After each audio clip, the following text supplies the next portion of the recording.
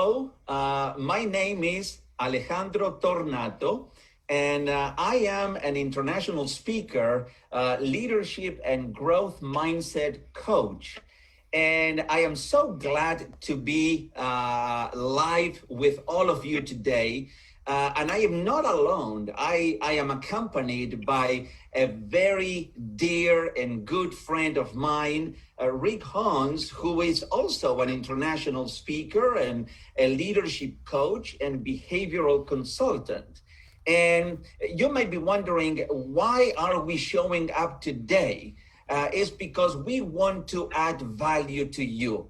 I think adding value is in Rick's and mine DNA, and we want to really help you on your business journey. And we want to bring and share with you and discuss with you two very relevant and very important topics. One is the topic of work ethic, and the other one is the topic of competence in your work.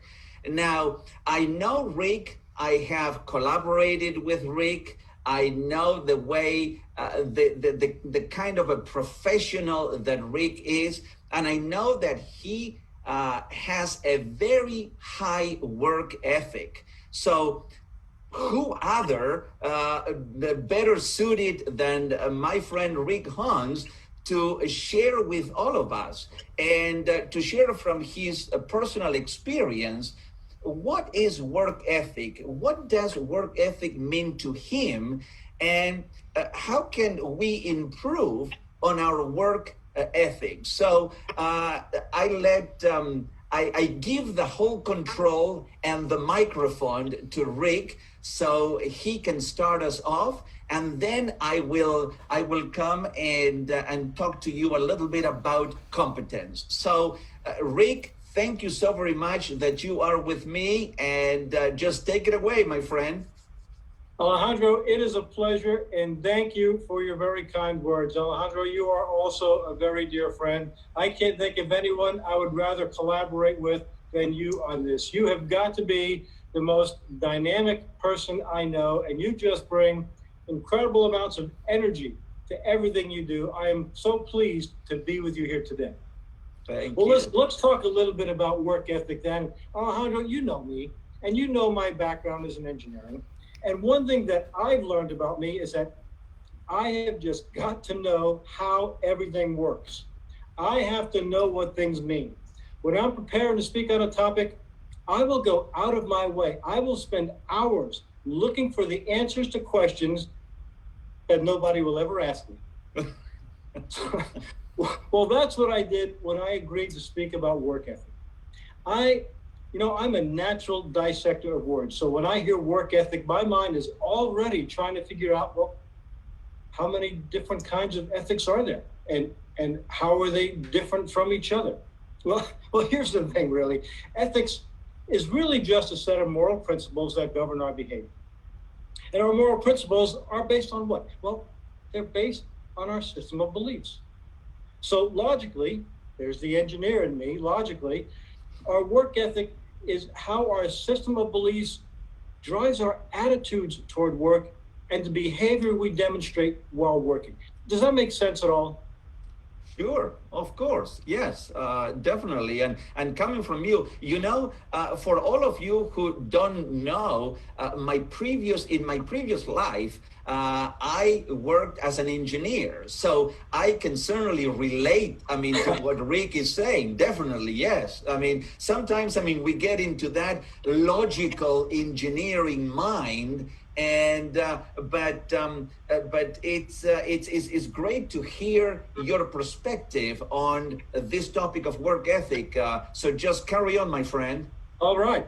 So let's carry on just a little bit. Sometimes you hear people talk about a good or a bad work ethic, but if we think that through, when we use comparative words like that, we usually don't intend to, but we're really making judgments on people's belief system. I don't know if there's such a thing as a good or a bad work ethic. There's just work ethic. And Alejandro, I know that you're very familiar with the seven universal laws that govern the way we think and behave. And my last statement really refers back to the law of relativity. Now, unfortunately, we just don't have time to go into that fascinating topic today. But maybe if there's enough your interest, I'm sure you and I could do a more detailed teaching on that law and maybe some of the other seven universal laws. But back to work ethic. I'm sorry, were you going to say something? No, what I was going to say, and perhaps I mean, I don't want to be an interrupter, but we hear very often people who say, um, "Do not work hard, but work smart." When it comes to this topic of work ethic, it's all about working hard and being dedicated to your work. So, what could be, I mean, that relationship between working hard and working smart, in your I, opinion? well, I think those are two very important elements. It's important to work hard. It's important to work smart. It's doubly important to work hard smartly. That makes sense? Yeah, I mean, you hit the bullseye, my friend. Yes. Work hard and work smart. It's not an either or. But back to work ethic then, it's probably safe to say that our work ethic is really driven by culture. In some cultures, the drive to be, to do, to have more is prevalent. People work long hours. They often sacrifice family time to advance in their careers or achieve their goals. But in other cultures, people will stop working when their needs are met, and they might not start working again until they really have to. Neither is right or wrong. Each is just in harmony with its culture. But for the sake of our discussion today, though, we're going to look at work ethic through a certain lens. We'll start by accepting the premise that hard work is intrinsically virtuous, it's worthy of reward, and with that in mind, we'll say hard work is a good thing. It's always, I don't care what culture you're in, it's always sought after by employers or clients. So those of us who want to advance and succeed in our chosen line of work would be well advised to demonstrate a strong work ethic. That gets us back to meanings again. What does it mean to be a hard worker? Well, I'll tell you what, it means more than just doing your job. And what I mean by that is everybody who works gives a certain level of effort, but not everyone gives their best effort. Hard workers give their best every day. They take pride in their work and they look for ways to do it better. Hard work is important because, generally speaking, it's a key component of success, at least in the way we most often define success. Talent is good, skill is valuable, but there are a lot of skilled, very talented people who are coasting in their jobs and their careers and never achieve or attain those things that they say they want. It's hard work that takes us to the next level, which not only brings success, but for some people provides a deep sense of satisfaction. So, Alejandro, here's four key thoughts about hard work. Number one is you are your most important boss. That might sound surprising at first, but a lot of people really work only as hard as they have to. They find out pretty quickly what the boss's expectations are, and they do enough to stay out of trouble. But people with what we would call a strong work ethic demand more from themselves, and they take pride in their work. And seeing yourself as the boss here is key. Striving for excellence and giving our best helps us to take pride in our work and often leaves us with that sense of satisfaction for a job well done. Here's the second thought. Work harder than required. What does that mean? Well, here are a couple of things that illustrate that. Number one, stay a little bit longer. Maybe it means coming in a little bit early. Maybe it means taking fewer or shorter breaks. Maybe it means staying a little later in the evening. Second, don't spend too much time in the at the coffee machine or at the Xerox machine. Unless you're working out a problem together. Good point. So the second one is do something for your colleagues every day without being asked. That's the hard part.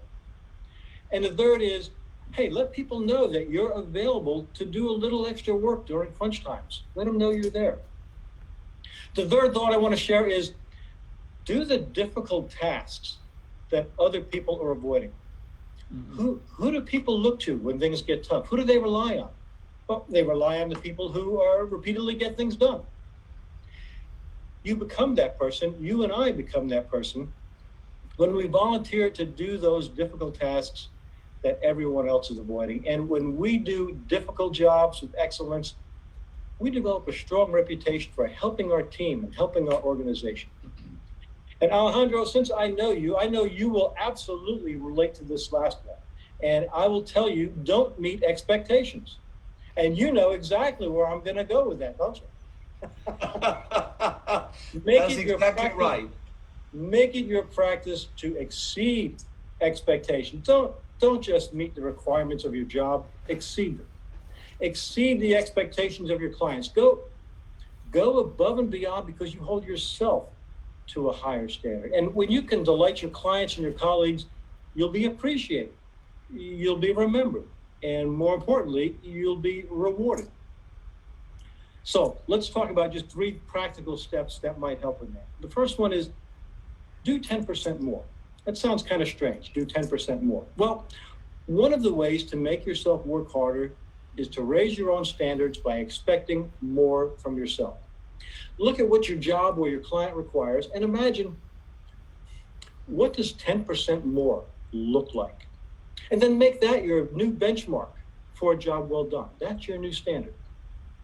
The second is rely on your strengths to do the job better. Too often we ignore our strengths and we just try to plod through things, but focus on your strengths. I would start with writing down the responsibilities of your job, the things you have to do, the things you have to get done, and then compare that with a list of your strengths. Now, these can be character strengths, they can be skills, they can be talents, and then figure out how you can use those strengths to do your work better. What is it that you offer? How can you add more value to your clients, to your colleagues, to your organization? Find ways to use your strengths to do more than expected. You know, when you excel in your area of strength, work's going to feel a whole lot less like work and more like fulfilling your purpose, which is probably why each of us do what we've chosen to do now. And here's the third. Make the job yours. Let me tell you what I mean by that. Don't let your position or your title define you. Do your job with such excellence that you define the position. When you leave that position, people can't imagine anybody else filling that position because it was you that did that. Take pride in what you do and how you do it. So let me just share a few ways that I think we can start to demonstrate our work ethic today. Number one, and these are what I think are the right order for me. Number one, show respect for others. Don't treat people the way they want to be treated. Let me rephrase that. Don't treat people the way you want to be treated. Go beyond that and treat them the way they want to be treated. We could probably spend hours talking about, well, how do you figure that out? That's a different topic for a different time. The second, I would say, is act with integrity at all times. Now, this is a value that we might take a little deeper dive on at some future point, because I think it's worthwhile to do that. Mm-hmm. The third is to seek professional development. Listen, I can't give you what I don't have. I have to improve so I can help others do so. The first one is actively seek ways to be helpful and cooperative with other people. I'm a big analogy guy. I have analogies for everything. A lot of times they're sports analogies, sometimes they're military analogies. This time it's a car analogy. I'm a car guy too. So using a car analogy, be the accelerator, not the brake. Sure, yeah, we need brakes sometimes, but you know what? More often, we need an accelerator. We got too many brakes. We need a few more accelerators. The fifth is this: review your work. Don't ever let anybody else find careless mistakes in your work. And here's the sixth one, the last one. Act as an ambassador for the company. Maintain a positive attitude toward the company. Seek ways to further the business, even if it's not in your job scope.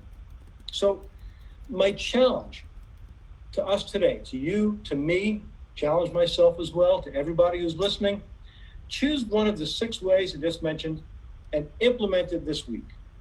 Find a way to do that thing every day. Remind yourself at the beginning of the day what you're going to do, and at the end of the day, reflect and decide, did you do what you said you were going to do? Next week, pick another item. Don't stop doing the first, but add the second. Continue to do what you did the previous week and add the new one. Do the same reminding and reflecting each day and add another item each week until you've added them all. So Alejandro, let me just say that it has been a pleasure discussing this topic with you. And I look forward to hearing you talk about competence. I can't think of anyone else I'd rather hear competence from. Well, Rick, I truly appreciate, you sharing your views on work ethic. Everybody who is listening to us or who will get the recording later on, I never said that we were going to discuss rocket science content and material. And truly, this is not rocket science, but it is common sense. But you heard it as much as I did in our professional lives, that common sense is not very common at all. And so there are these common sense topics that we need to continue to pursue them and to keep them in our minds in order to keep applying the wisdom that comes from this. And having said that, let's jump into the topic of competence. Can't wait. Competence. Everybody hears about competence and everybody knows about competence, but for those who may not be that familiar, okay, let me just give you 2 definitions. I'm going to give you the dictionary definition of competence. And competence is the ability to do something successfully and efficiently. Successfully and efficiently.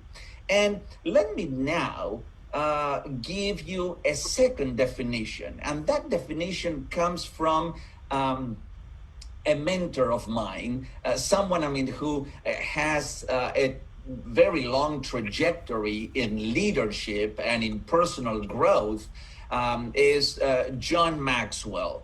And John Maxwell says it like this. It says, competence goes beyond words.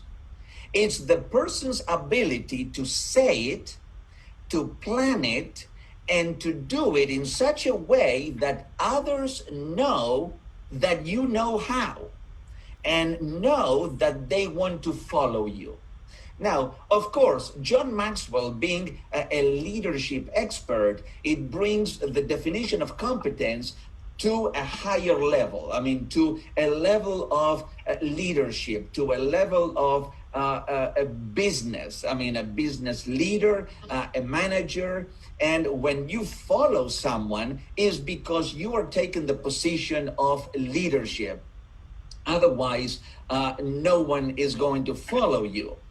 Now, let me say this. Let me say that when it comes to the topic of competence, there's 2 things that we need to remember. The first one is that we have confidence in ourselves and in doing things. But confidence is the belief that you can do something. Okay, that's the belief that you can do something. But competence is actually doing it. So, in other words, competence is putting legs and hands to confidence, okay? And so you just bring, you bring the belief into taking the action to do things. Now, competence is not something that we are born with. Competence is something that we can, and everybody, men, women, every single person can cultivate and they can improve. Now, let me ask you a question now, or let me give you this. Have you ever seen a baby, a newborn baby, who is competent at anything? I haven't. No, I haven't. I mean, there is no, in the whole wide world, there is not a baby, a newborn baby, who is competent in anything. As a matter of fact, they are very competent in only one thing, and that is crying. I mean, they're very competent in crying, but that's their scope of competency. So let's get into a few things that will help anybody. I mean, especially a leader in an organization, whether you are a solopreneur, whether you are an entrepreneur, where you work for an organization, whether you are a team leader, okay, a business person. These next things are going to help you to cultivate. These are some truths that will help you to cultivate this area of competency in your life. And the first one is this, is competent people make themselves available. Competent people, they make themselves available. You see, there's a saying that goes like this: all things come to those who wait. All things, or all good things, come to those who wait. Unfortunately, sometimes those things are just the leftovers from the people that got there in the very first place. Okay, so that's one thing. But think about you as a listener. Think about you in the work that you do. Do you make yourself available to do anything that needs to be done? Or you are waiting for either your boss or from someone else to actually ask you and says, hey, Alejandro, hey, Rick, we want you to do this. I mean, competent people, they take initiative in doing whatever needs to be done, and they typically sit in the front row because they want to be the first ones in getting up and then getting their hands and their feet dirty into the work that needs to be accomplished. So remember that competent people are those who make themselves available. The second truth is that competent people follow through with excellence. They follow through with excellence. And here is something that I want to say, that performing at a high level of excellence is always a choice that we have. That's right. Is nothing more than a choice that we have. Let's say that you have to do a project at work. You have the choice. You can say, okay, well, I'm going to do the bare minimum in order to get this project accomplished. Okay, that's your choice. You're going to, but then you are going to be mediocre. Okay, you're going to be mediocre. You're not going to be excellent. But then you have the other choice, that says, okay, my work really matters to me. It really matters to me. So I am going to go all the way. I am going to show up fully, and I'm going to do the very best that I can in anything that I am engaging in doing or helping or volunteering, whatever the case may be. You see, competent people do what it takes to achieve their goals with excellence, because everything that they do, as I said, really is important to them. They want to do it with an excellent attitude, and the things that they do really matter a lot to them. Now, the third truth is that competent people keep improving. Competent people, they just don't sit back and they said, okay, well, I have done it. There's nothing more for me to do.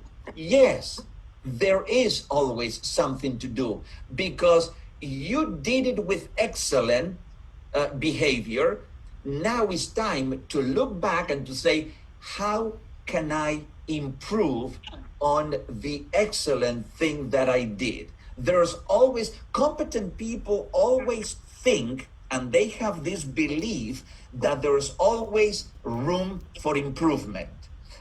Rick, have you heard this statement before? I'm sure that you have. That the biggest room in anyone's house is the room for improvement. Yes, that's one of my favorite. Yes, I love that. That's the biggest house, the biggest room in any house is the room for improvement. And competent people know and understand that principle. And that's why they always keep improving all the time. They keep getting better, doing things better, doing things bigger, helping more because they are on that journey up the mountain. I mean, this illustration came to mind, and can you imagine someone who just goes to the Himalayas and Mount Everest is in front of them, and then they begin climbing Mount Everest, and they get halfway through the mountain, halfway, and then they come back down and they begin telling everybody, I climbed Mount Everest. My goodness, no, you did not climb Mount Everest. I mean, you went halfway up the mountain, and that's where your journey stopped. In order to claim that you climbed Mount Everest, you have to conquer the summit of Mount Everest, and nothing short of that. That is what a level of competency can bring to your life. Is not going halfway, is not going 3/4 of the way, is going all the way, and nothing short of that. And the fourth truth about cultivating competency is that competent people inspire others. Competent people inspired others. Competent people who are also confident people allow their actions to do the talking. Competent people, they allow their actions to do the talking. And it's great because most people, they said, okay, well, I mean, he talks the talk, okay? But competent people don't stay there. They not only talk the talk, but they walk the walk. They actually get involved in the action of doing things. Now, if you're a competent person, there are some benefits that would come to you as a result of being competent. And one of those is, I'm just going to mention a few. One of those is that competent people are able to make things happen at critical times. And Rick, you and me and everybody else know that for the past few months, the whole world has been navigating through critical times and challenging times. And what happens is that competent people are able to make things happen, even going through crisis or going through difficulties. And that is one of the benefits. And your boss can see that. Your superiors can see that you make things happen, no matter what things external happen to be, what the circumstances around you happen to be. You still make things happen because you have that competent thinking and mentality. The second benefit is that competent people are rewarded with greater responsibility. Now, this could be an advantage and it could be a disadvantage. And let me explain that. You know, when people around you, they begin to discover that you are a competent individual, that you get things done, that you go and get the resources and you get the projects done, and you get them done excellently good. What happens is that when the next task comes around, when the next project comes around, guess where that project is going to be dumped on? Is going to be dumped on you because you're competent. And so your pile of tasks will exponentially increase and you are going to be overloaded because, hey, Rick, I mean, he gets things done. So let's give that project to him. Let's give that to him. And you are the filter that everything gets done through you. And so you just get, so we have to be careful that with competency, sometimes there is a level of burnout if you're not paying attention because everything comes to you to get it done. Now, the other benefit is that competent people, and I mentioned that before, is they excel no matter, and they keep thriving no matter what the circumstances are. I mean, the circumstances could be favorable, and that's good, but the circumstances could be unfavorable, and competent people, they keep doing good, and they keep thriving and getting better and getting results. So that is what I wanted to share in terms of competency. And I would, whether this is a call of action or not, but if you're listening to this, or when you are listening to this teaching on work ethic and competence,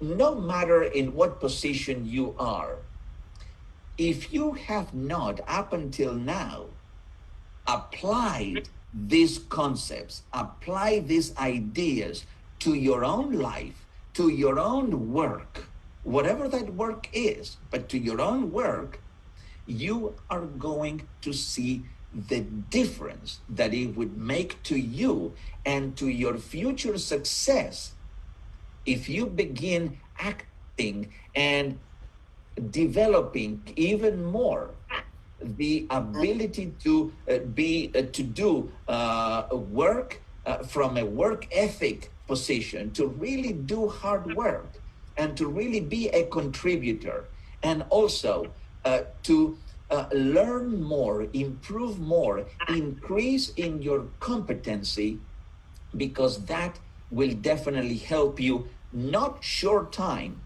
but for a very, very, very long time. So I tell you, first of all, it was great to do this session with someone that I am very confident in your abilities. I am very confident in your work ethic. I am very confident in your competency, and you are, my friend. If I have not said it before, you are the kind of an individual. You are like a rubber band, because not only you stretch yourself, but you help me and you help other people to stretch beyond our comfort zones and beyond our capabilities. So I am very thankful that you are on my life journey, and all the very best. I mean, is there anything else, I mean, that you want to add, Rick? No, thank you. I just appreciated, though, hearing you talk about competence. And thank you for your very kind words. And anything I do, it's only because you inspire me to do that, Alejandro. I take my inspiration from you. So thank you, my friend. I have enjoyed this time together with you. Thank you so very much. And it was a privilege and an honor to do this session with everyone. And I know that you are going to get great value out of this. Thank you.